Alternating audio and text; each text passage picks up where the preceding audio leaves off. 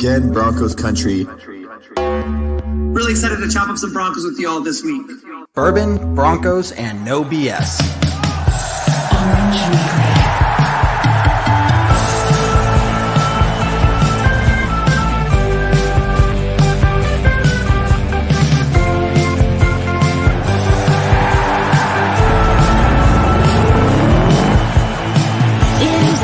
Favorite time of the week.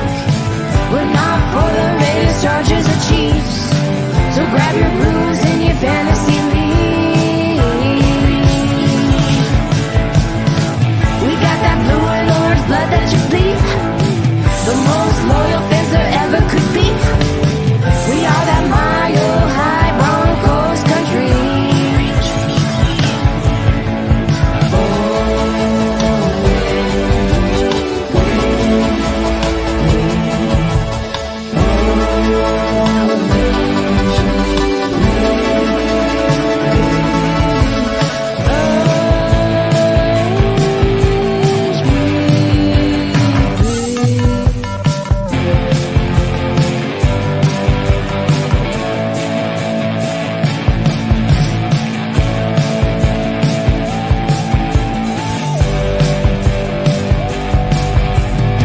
Orange Weekly, fans, brews, and Broncos news.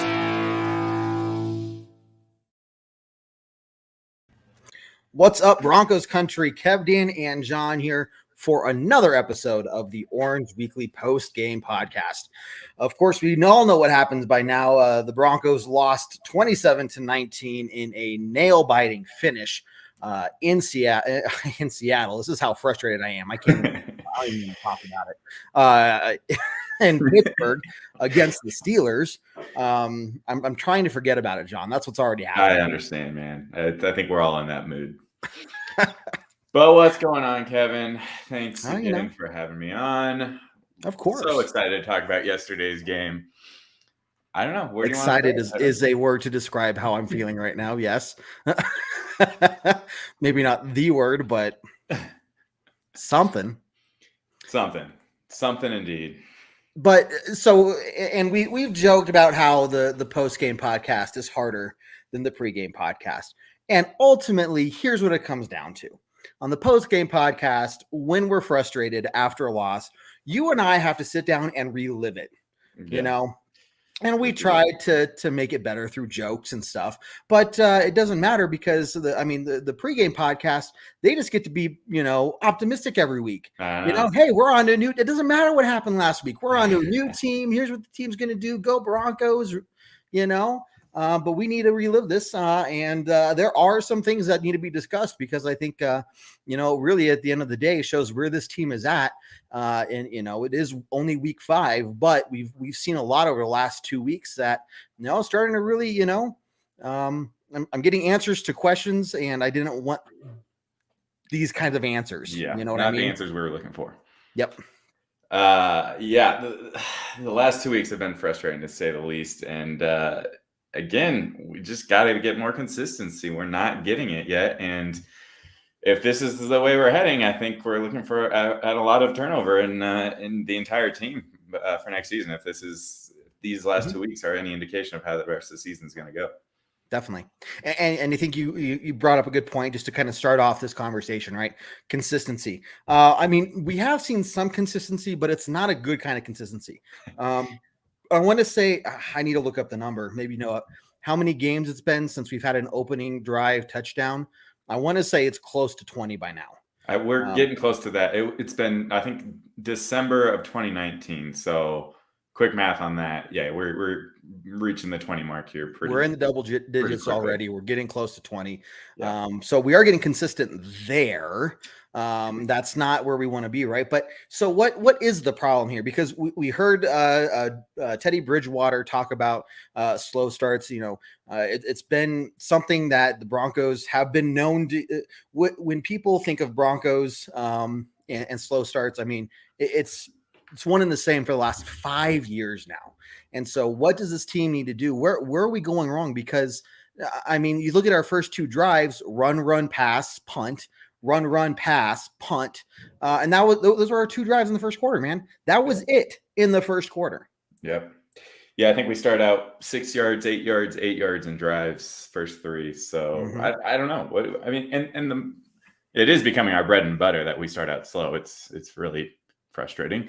Right. But what's frustrating me this year is it seems like on defense, the first drive for the other team always leads to a big play of some sort. So yeah, it's great if we can stop them to a field goal on that first defensive drive, but I don't know what it is.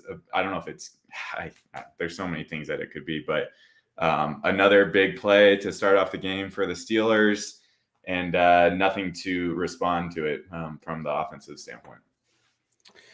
So really quickly, before we delve into this a little bit more, I do want to bring up some good news, because I think we know where this conversation is heading. It's not going to be a pretty one. There are some positives to talk about, especially when we get into the fourth quarter. But let's take a break for a quick second and think about some positivity, right? And I did mention the pregame podcast. Make sure you check those guys out. Week 6 is going to be here around the corner. And basically you're looking at another week of NFL season, meaning another shot to win big at the DraftKings Sportsbook, which is an official sports betting partner of the NFL. Just so everybody knows, new customers can bet just $1 single on any NFL game and win $100 in free bets if either team scores a point.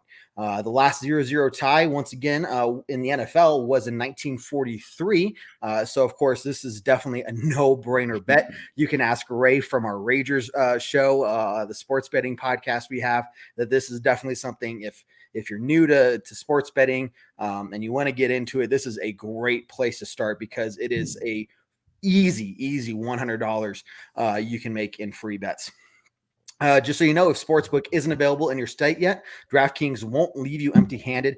Everyone can play for huge cash prizes all season long with DraftKings daily fantasy sports contests, and DraftKings is giving all new customers a free shot at millions of dollars in total prizes with their first deposit.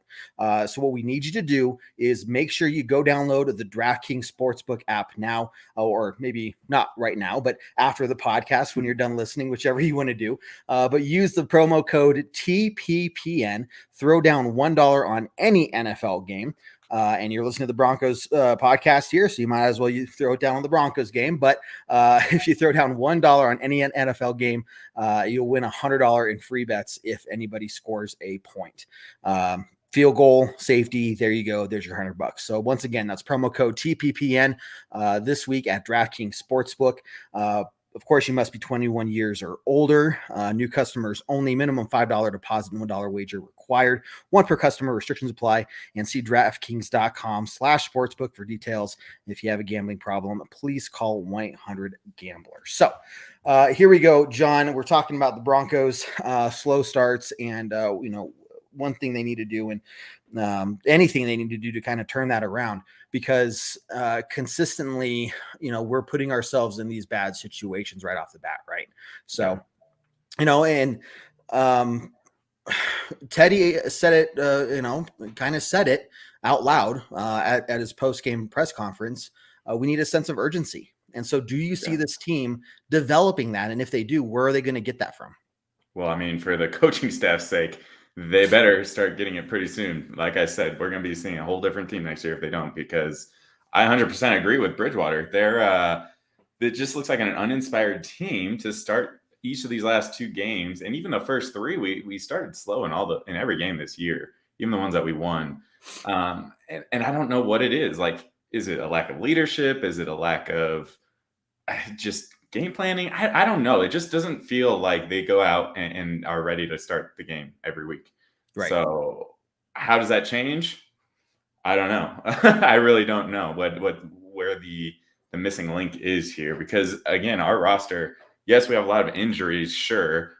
But we still have the talent there to be competitive in these games, and they're just not showing up.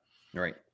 And, here's what gets me. First play of the game, we go out there and we get a delay of game penalty, right off the bat. I mean, these guys have known what that first, 10 plays they're essentially going to be calling are since Wednesday.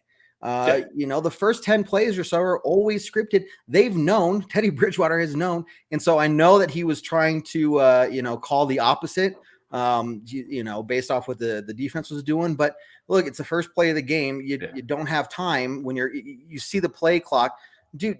Call it, hike the ball. Fucking ridiculous, man. Yeah, if there's one play in the game that there should be no doubt. One, what it is, even if it's going to be audible, like there should be no chance that you're going to get a delay of game, that the play clock's even going to be less than 10, honestly, unless, obviously the quarterback's going to make adjustments at the line of scrimmage. But still, there should be no reason that we're getting close to a delay game. I don't understand it. Again, does it go back to coaching? Does it go back to players, leadership? I don't know. But it's just goes back to the point that we are not coming out ready to play these games. So for me, number of things here. First off, the team got in a little bit later than normal, I guess, into Pittsburgh. Why? Okay, great.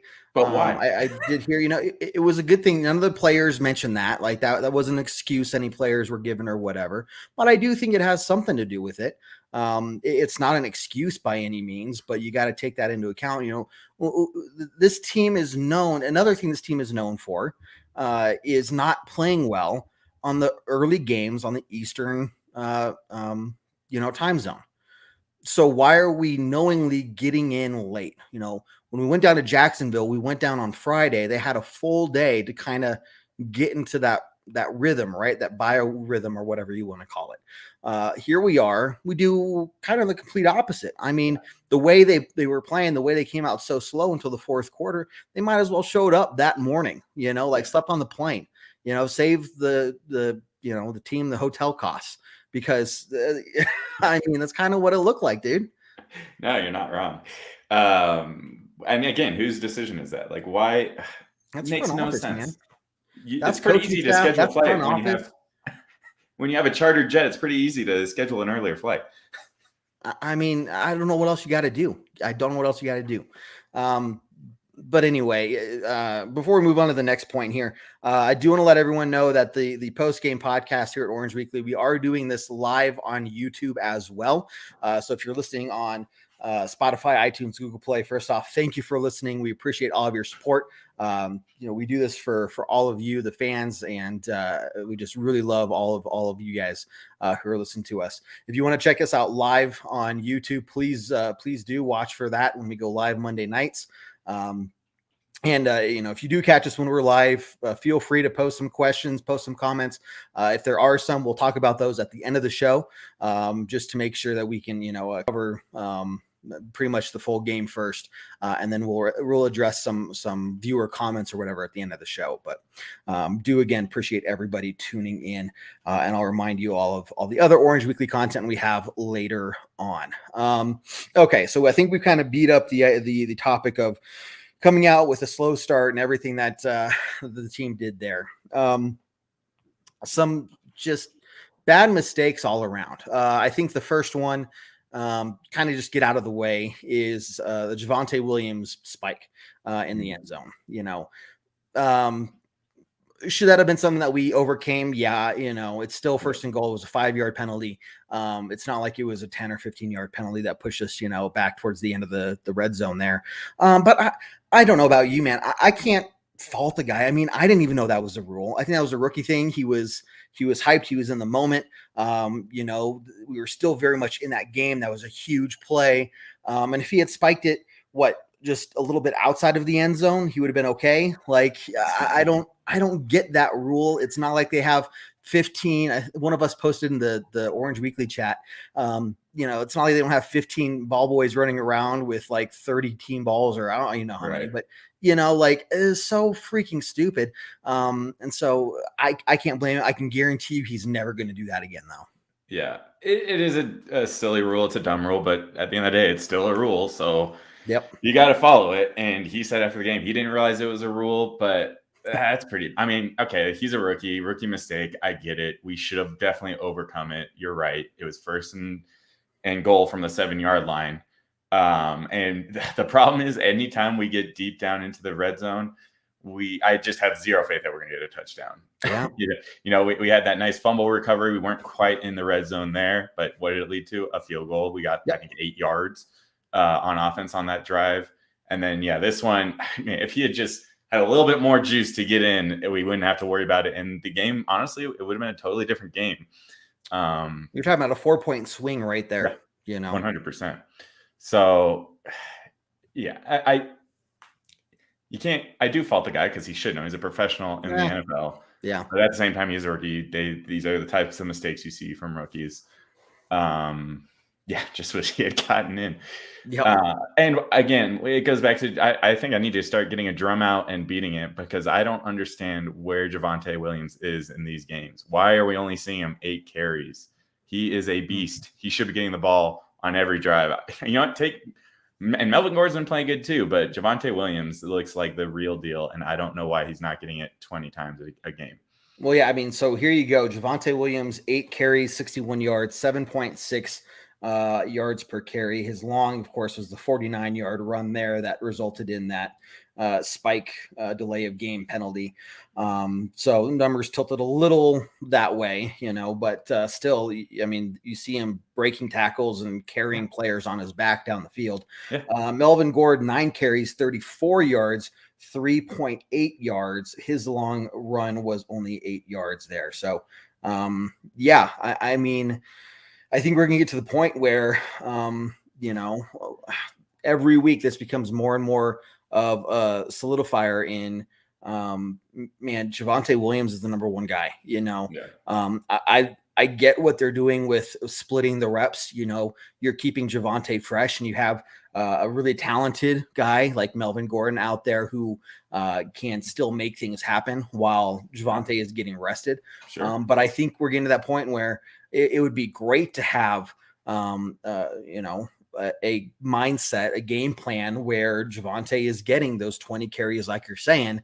And look, nothing against you, Melvin, just Javonte he's taking your job. He is the starter. He is the number one guy. Melvin, what we need from you is to go out there when Javonte, definitely needs a rest, Yeah. But otherwise Javonte is going to get 75% of the carries hands down.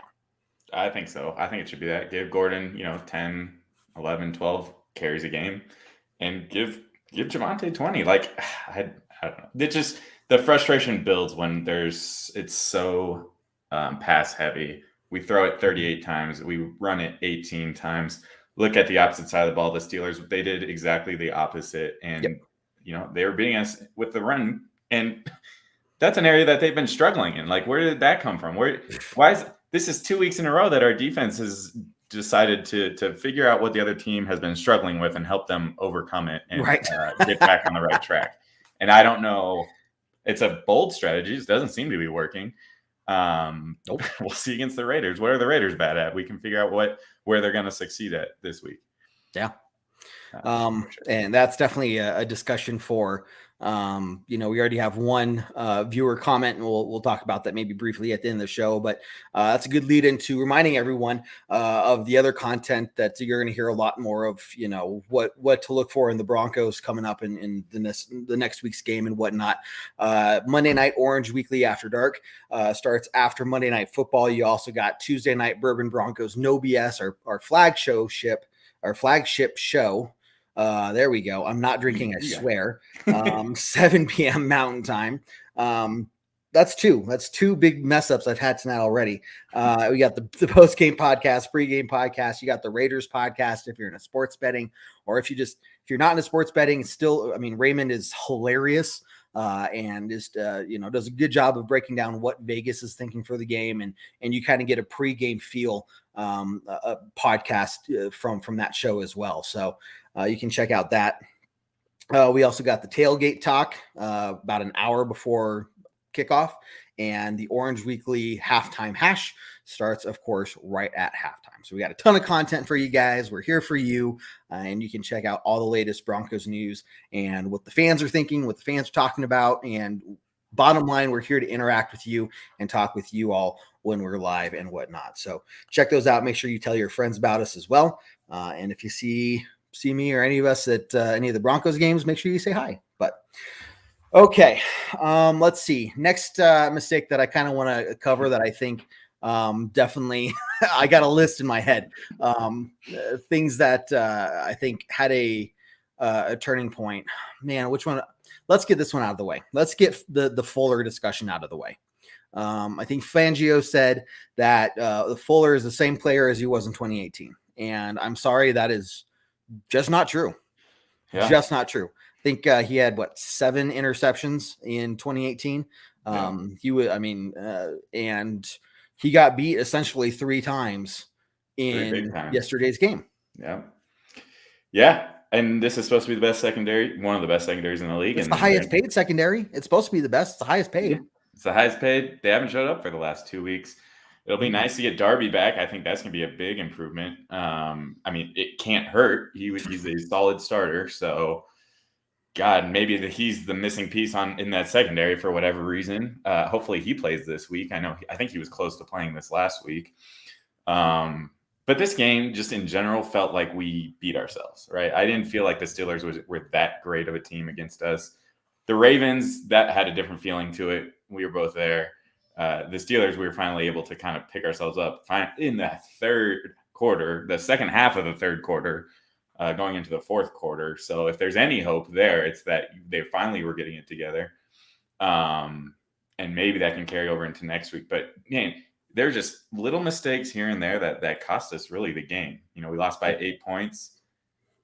You talk about Fuller not looking like his former self. I don't know. I don't know how you fix it. At some point, you can't just blame the coaches. And I'll get your take on that here in a little bit. You can't just blame the players. I think there's a combo here. And what I've seen, these are problems that have transcended years.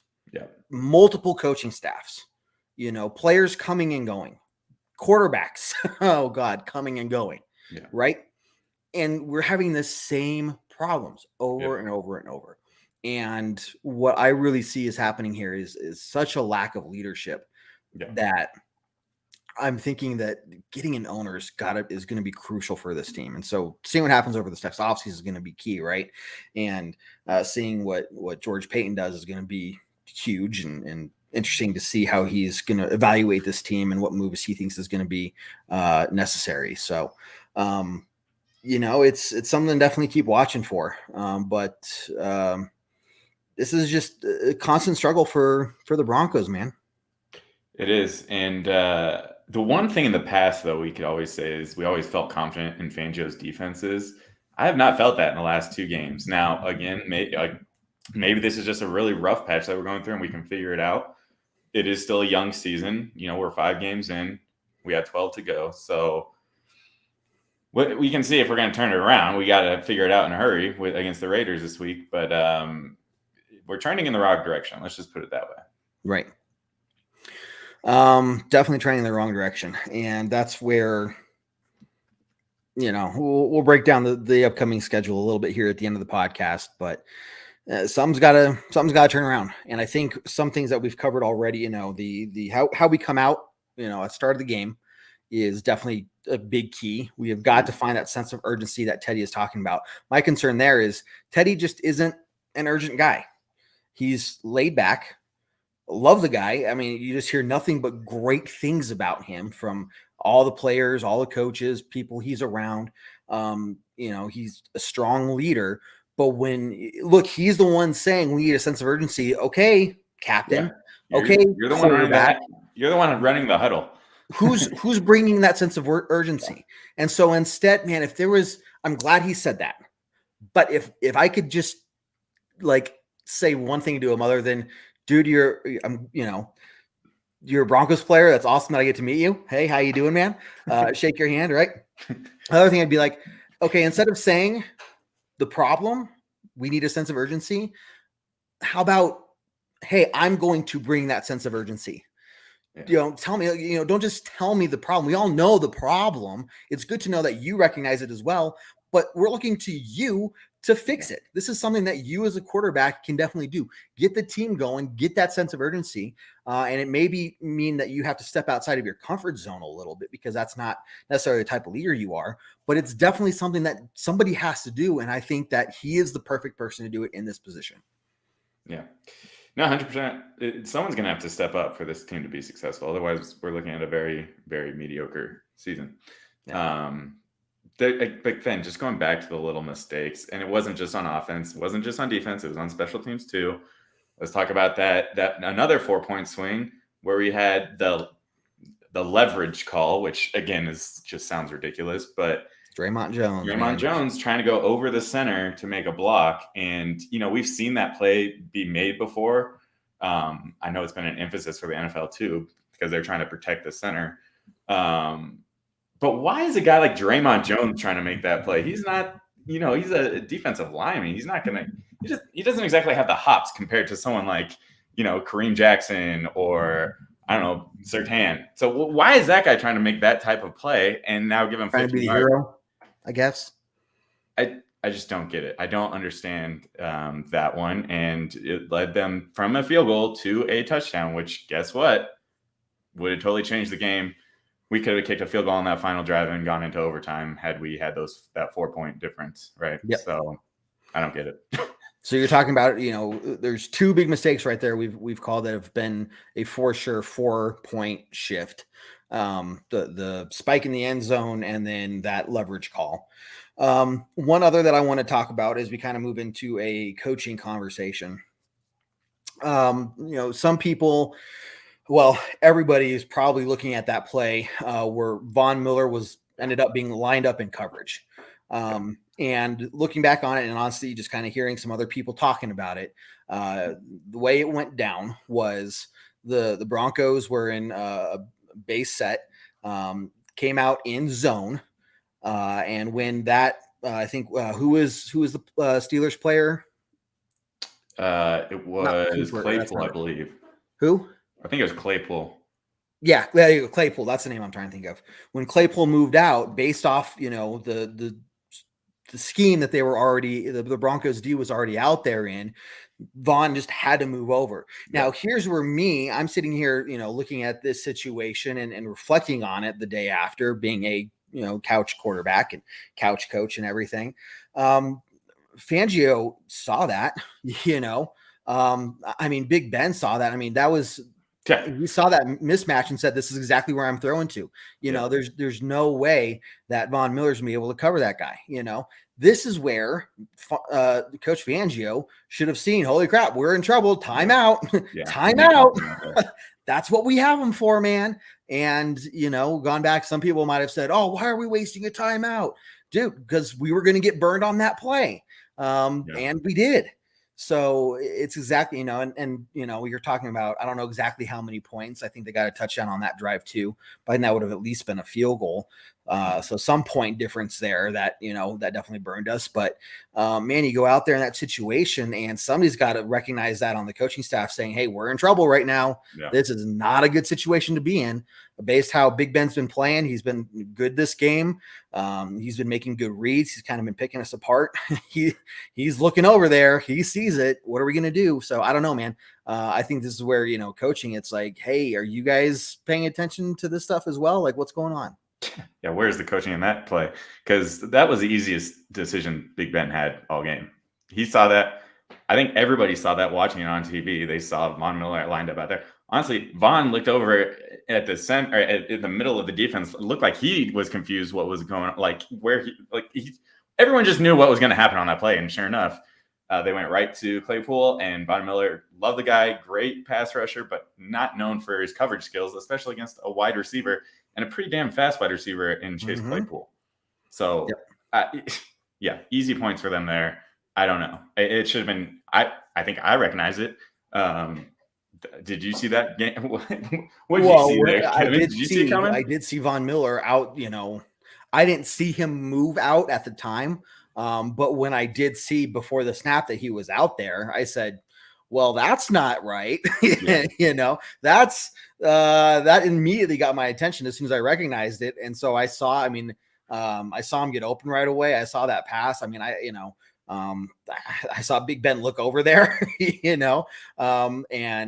so plenty of time. It's not like they were, rushing the offense up and trying to, get things moving quickly. I mean, they were taking their time, plenty of time for the coaching staff to be looking at this, and somebody call a timeout because, I don't know. I don't know. It was just another big mistake that definitely cost. And so even if you give them 3 points, I think in total you're looking at an 11-point difference right there that could have helped the Broncos. Man. And then Shadow brings up a good point here too. We heard all week about the Steelers' offensive line struggling and not looking good at all this season. And we had zero pressure this game, and we allowed a huge run game from them this week. Yep. Where's the pass rush, Kevin? No, last week we didn't have any, and that made sense last week. You don't want to rush Jackson because once he gets out of the pocket, that's when he becomes dangerous, is when he starts running around extending plays with either his feet or, finding somebody open down the field. So that makes sense, stay back and basically spy on the QB, whatnot. Make sure you're playing contain. This week, that's not the case. Big Ben wants to extend plays. His instincts and everything inside of him wants to extend the play, but his body is just 4 or 5 steps behind him, behind his mind. So I don't know. Malik Reed got the 1 sack. Vaughn's sack streak got broke this week. Dude, I think just the run game, especially just all game long, it's like, how is this not being fixed or addressed? Like, there's no adjustment being made. And when you have a run game like that, it's going to be more and more difficult to, rush the passer. And I even talked about on the halftime show of, hey, if we want to start getting pressure on the QB, we've got to find a way to stop the run game, make them throw in those long 3rd down situations. And we just couldn't get that. We just couldn't. No, we couldn't. And then lastly, on defense, I think the last missed opportunity that I can think of is basically we had 3 opportunities to intercept the ball. Alexander Johnson, love the guy. He played well in against the run. He was the only player that did. But he had 2 dropped interceptions that would have been, again, game changers. And put us in a position to put more points up on the board. So it often goes back to me personally feeling like we beat ourselves in this game. And after we broke down these, I don't know, the 5 or 6 mistakes that we've covered in this podcast, I would agree that, I didn't think about it before, but that's exactly right. And it's the same situation. I think I've been saying this kind of thing every year that we've been doing Orange Weekly, which we're in our 6th year now, we just keep beating ourselves. And so, looking at some of the viewer comments, and so for, everybody, once again, thank you for listening to the podcast wherever you're listening to. If you check us out live near the end of the show, we'll start addressing some user comments for sure. So, appreciate everybody listening and whatnot. Let's go. Rich brings up Richie. How you doing, man? He brings up a question here going back to the Von Miller play. Why, where was the safety over the top? Why were they not in the frame sooner? I think if I remember correctly, Von Miller even made the stop, pushed the guy out of bounds. Like, he was able to run back there the 30, 40 plus yards and pushed it. He was the one that pushed him out of bounds. And I could be wrong on that, but you're right. And there was one of the touchdowns that it looked like, I think it was probably Claypool again. It looked like he just ran right through our secondary, and our secondary was kind of more or less just standing there and watched him run to the end zone. And I know Simmons was back there, and it was kind of just like, we gave whatever. And so, to that comment and that question right there, I would just say, where was our secondary all game? We kept giving up some of these big plays and whatnot. The safeties needed to come down. I would expect them to be coming down further, closer to the line of scrimmage to try and help stop the run game. But we didn't really see too much of that throughout the game either. No, we didn't.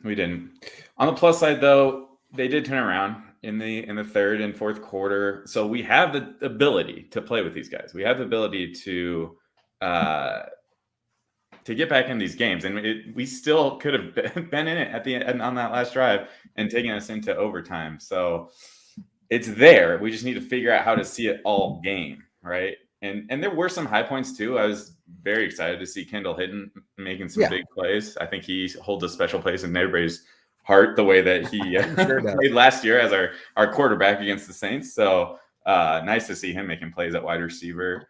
And then Cortland Sutton showed up yesterday too. He finally got going in the second half and ended up with 120 yards, 7 catches, and that huge touchdown pass. So again, it's there. We just got to figure out how to see more of it throughout the game. Mm-hmm. And I don't think it's hard to do. So two things that need to keep in mind is we didn't call any play action until the fourth quarter. Yep. We also no RPOs. We also didn't throw to Noah Fant until the fourth quarter. Yeah, I was shocked. So those two things right there, and we keep coming back. We keep coming out in 11 in the 11 set. So one running back, one tight end.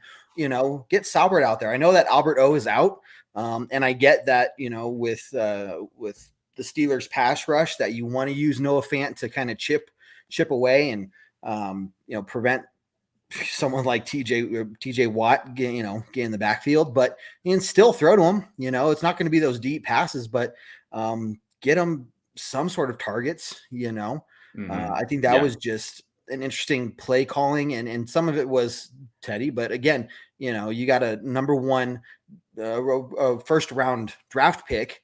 Mm-hmm. And you're using him to block all game. Yeah. Until the fourth quarter. Yeah. And I was thinking the same thing watching the game. I was like, where is Fant this game? I don't understand. And then they finally started throwing to him, and look, what the offense started looking pretty good at that point. I love Hinton, and Rich, you bring up a good point. He is our lone Hall of Famer in there right now. But I'd feel much more comfortable throwing to Fant. So, again, I don't understand why we aren't throwing to our tight ends more. We kind of had the same problem last week against the Ravens. Weird play selections, weird sets that we're trying to run, and not utilizing the star player in Fant that we have. So. Speaking of strange play calls, Shadow here, again, watching the podcast live here on YouTube. The fourth quarter comeback could have been epic, and it almost was.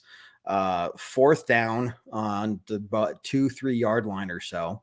When the announcer said, I wanted to punch the TV. When the announcer said the Broncos are 3 for 3 on fourth downs this game and 8 for 8 on the season, I almost said out loud, and I definitely said in my head, well, we're screwed. Thanks, buddy. Don't say those things. I don't care if you're an announcer. You don't say those things. Like, yes, I'm just a little stitious. I'm not superstitious, to quote the great Michael Scott. But I was just like, as soon as he said that, I was like, no. And really, I don't think luck came into it, because you call a goal line fade, and why not throw it to Patrick? Why not why not call up Cortland Sutton, one of the big guys, right? I just. Yeah, that was probably Teddy's worst play of the game. Obviously, it was his only interception of the year. Right. It looked like he was just going. I think that was Sutton that he was throwing it to, and he just wasn't open at all. And he we've been talking all year about Bridgewater making those reads and going to his third read, his fourth look, whoever it is. And he for whatever reason, he didn't do it on that play. Broke the mold for the season, and it cost us the game. But so like the Broncos to give us hope and then just snatched it away from us at the last. I even said it in the group chat. I was like, why are they giving me hope? I know how this is going to end. But no, it was Spencer actually. Was it Spencer? Spencer Okay. is I think the shortest wide receiver we have. Coulda, shoulda, woulda. Again, I'm playing couch quarterback here. Looking at the play, could Could Teddy have ran that ball in for the touchdown? Maybe not. Why didn't we call a run play? I mean, you got Javonte Williams, who is, breaking tackles left and right. Man, just so many like things there, right? Now, of course, if that play had worked and we got that touchdown, we went overtime, we'd all be saying, oh, that was a great call, right? Great job. But that's, of course, we're doing the opposite now. But this is calling a lot of heat onto the coaching staff. And so, where do you stand with them, man? Both Fangio and I think Shermer's probably the bigger one right now. Yeah, I mean, Shermer, I have not been a Shermer fan since we got him. I had a lot of hope. He has that head coaching experience. He's been known to be an offensive guru, if you will, but he hasn't shown it. The Giants weren't great, when they fired the guy. So I was hoping he can get back to that offensive mastery, but we just haven't seen it. And it looks like a stale offense that is easy to figure out from the defensive standpoint. So Shermer is got to be on the hot seat. And if you're going to put him on the hot seat, you're going to put Fangio on the hot seat because he kept him around for another season. Understanding, we like consistency. We want to give the players time to adjust to this offense. We started out first time last year. Last year was a weird season with COVID and the lack of training camp and offseason, blah, blah, blah, blah, blah. But look, everyone is on the hot seat on that coaching staff. And so if we keep performing like this, Fangio's going to be gone. Shermer's going to be gone. McMahon's definitely going to be gone. Yeah. I don't know. Except for Tom McMahon. Oh, He yeah. is not on He's the going to be hot the only seat. one staying? It does not matter. Here's my hot take and my crazy prediction. It does not matter who gets fired in this offseason. If they fire the whole training staff, Tom McMahon will somehow still be the Broncos special teams coordinator next year. Yeah. All right. That's a hot take for sure. What is that? Okay, but seriously, if Shermer goes before McMahon, are you kidding me? Like, okay, fire both of them then at the same time. If you're going to fire people, just fire both of them because the special teams is probably definitely just as big of an issue, if not bigger, because it's been an ongoing thing for 3 years that he's been the special teams coordinator. So, do you see a scenario where Shermer gets the boot before Fangio? If we, and there's again in the viewer comments here for those who are listening on the podcast, there's definitely been some chat around rumors of Coach Fangio being fired after this next Sunday against the Raiders. I personally do not see Fangio getting fired this season unless we go on like a 5 or 6 game losing streak. Yeah. Now, with that being said, do we lose another one and then Shermer's gone? If we get our butts handed to us at home against the Raiders, who are in a very interesting situation right now with Gruden being gone, which is breaking news to us as of like an hour ago. For those of you listening, you're probably like, yeah, that's old news. But this is breaking news to us as of an hour ago. I don't see us firing Fangio unless things are just really, really, really bad. We can't win a game. But here's where you start looking at our schedule. Let's say knock on wood, that this doesn't happen. I'll be at the game. I'm going to have to scream extra loud for me saying this.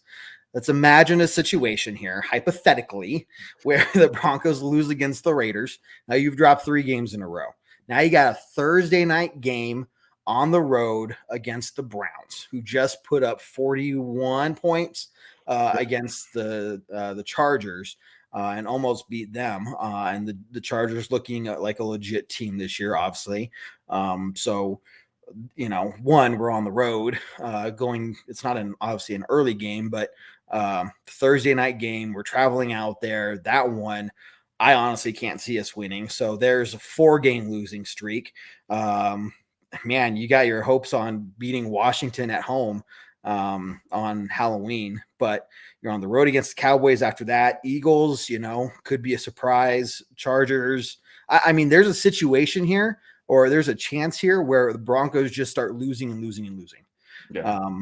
And at that point, that's when you're definitely going to see, I think, Fangio get fired before the end of the season. But after this Sunday, I don't see it. And so I think that's where we're going to take it one game at a time.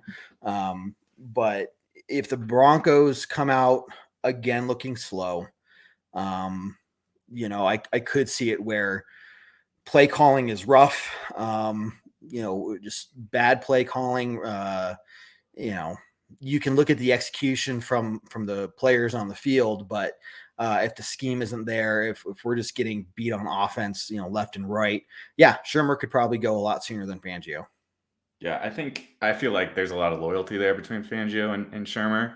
I think it's going to have to be blatantly obvious that Shermer is the problem, and Fangio is doing whatever he can to save his job. But I don't know. I could see him riding it out with Shermer too, and them just going down together with the ship. We're just gonna have to wait and see, I guess, on that one. Yeah, I mean the one thing to keep in mind is if you fire the offensive coordinator, okay, who's going to be the interim offensive coordinator? Right. And then if you follow that up with firing your head coach later, okay, well now you have 2 interim coaches. Man, that is like. First off, if you fire your coach mid-season, you're already basically, throwing in the towel for the season. Right. Like that's, okay, we're moving on. It's that bad that we're just moving on. But that would be just absolutely embarrassing to have 2 interim coaches because we fired both of them at the same time, or at least close to each other. So, my prediction for what would happen is, we fire Shermer before Fangio, then Fangio finishes out the season.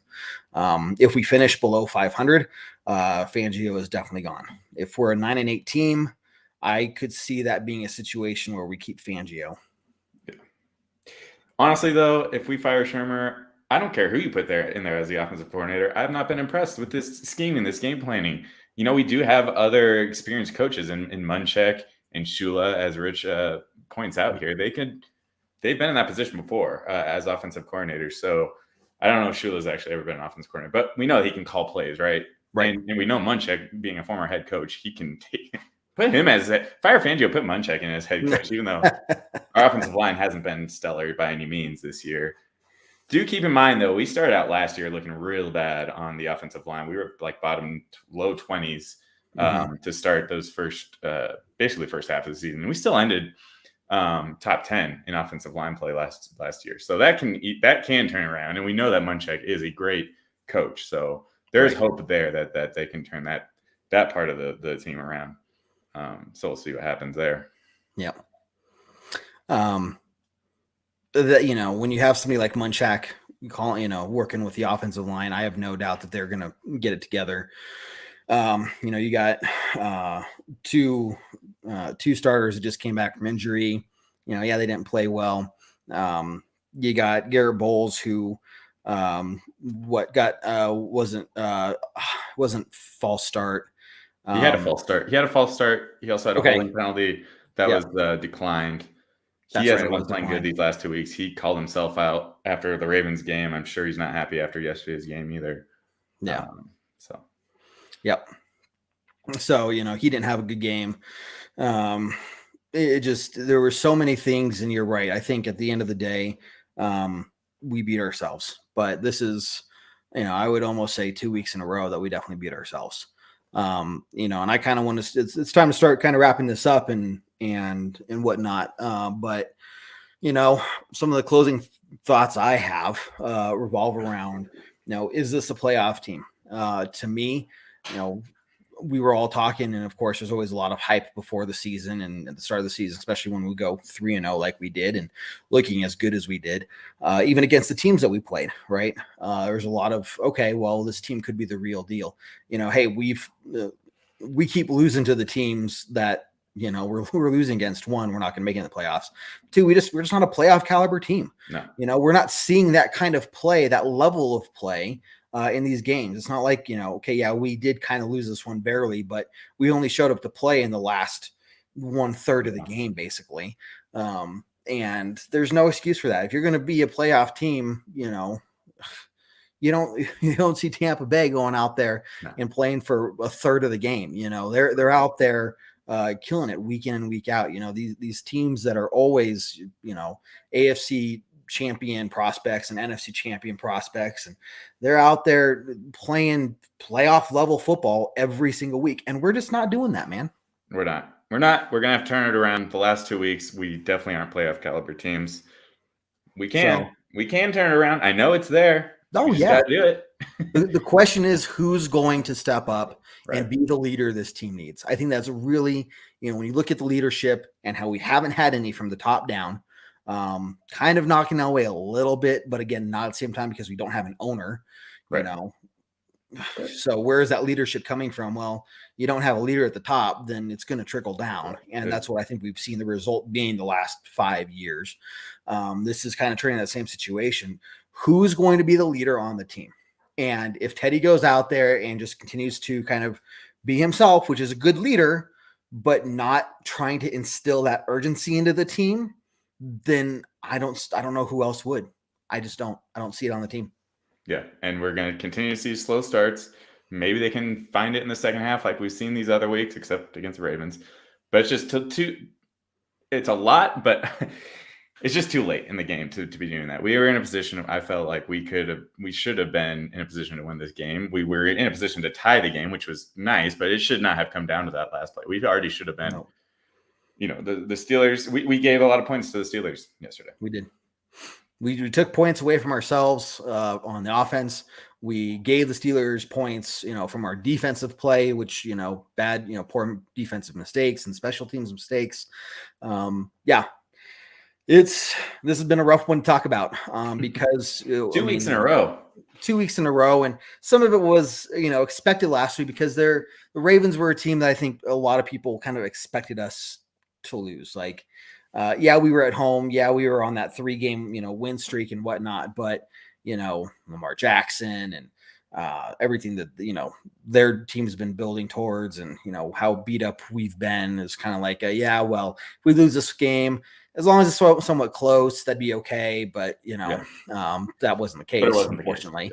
But then you see it this week, and this is a game where, we should have won, and we just, I don't know I don't think it's that we didn't want to, but we played like we didn't want to. We played like we weren't playing. Right. But on the plus side, we got together in the fourth quarter. Maybe they can keep that kind of momentum going into this next game. It is the Raiders. I don't care. We're always playing the Raiders tough for the most part. There are certainly those outlier games. Mm-hmm. And vice versa. We know the Raiders are probably going to play us tough. They don't have a head coach at the moment. That's got to be a plus in our direction. So this again is another winnable game by those standards. And are they going to show up is really the question.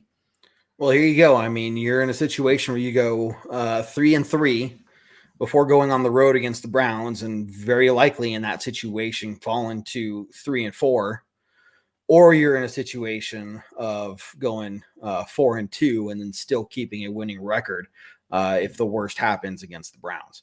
And I think this is, last week and now even more so this week is a pivotal point in the season, albeit early. But you look at some of the teams, we still got to play the Chiefs twice. We still got to play the Chargers twice. They're going to be, road games. You got to play Dallas on the road. That one, I'm going to be at that game, but I'm probably just going to be making sure I'm happy drinking my beer and just enjoying being at a game because I don't know. I don't want to think about how that one's going to turn out. So look, we got a really tough schedule ahead of us, and we can't keep wasting these opportunities of teams that we should beat, allowing ourselves to lose in a poor fashion, in winnable games. Yeah. Yep. So awesome. Well, any other thoughts from you, John? No, like I said, there was more upside in this game than what we saw in the Ravens, right? Again, Sutton showed up. Patrick showed up finally, and the running game looks awesome. We just need to see way more of it. Defensively is another question. I don't know what's going on with the defense right now, but hey, McManus still 100%. Yep, we got that going. There are some shining stars on this team, and Brandon McManus is definitely one of them for sure. So. Man, if we could have, the whole special teams kind of, players like him, heck, we'd have a great special teams, number one overall, but that is not the case. So awesome. Well, everybody who's been watching us live, appreciate it again. For those listening on Spotify, iTunes, Google Play, thank you so much for listening. Make sure you check out all of our other content I mentioned earlier. Again, make sure you go to DraftKings and use that promo code TPPN. $1 bet on any game will get you $100 in free bets if a team scores a point. And I would say that there's a 99.999% chance that they will. And especially in this game, Broncos versus Raiders, it's going to be a lot of fun to talk about that, especially after we, hear some more news coming out of what's going to, happen in Oakland, who the new interim coach is going to be. We'll, kind of delving into what we expect from them, but that team is in a chaos and on a 2-game losing streak themselves. I'd say if either team is looking, like they're more in a tailspin, it's definitely them. So this is the Broncos' chance to really turn things around and get things going, point in the right direction as they, not looking too far forward in the future after that, to try to get a quick road game win on Thursday Night Football against the Browns. So interesting time in the season, man. It's good to at least be, having a winning record and seeing the Chiefs, losing again, bottom of the AFC like they should be. So, Yep. Let's just let's hope that we get this thing pointed in the right direction. That's all I can say. Awesome. Well, Jon, thanks a lot. All of our live viewers, thanks a lot for tuning in. Definitely appreciate it. But with that, Jon, I think you know how to end it. Go Broncos. Go Broncos. Take care, everyone. Do what I like, yeah, do what I like, yeah, do what I like. Sipping goose, if it's right, and I go with the flow, yeah, I go with the flow, yeah, I go with the flow, cause I know I'm the show. In the zone, here I go, in the zone, here I go, in the zone, here I go.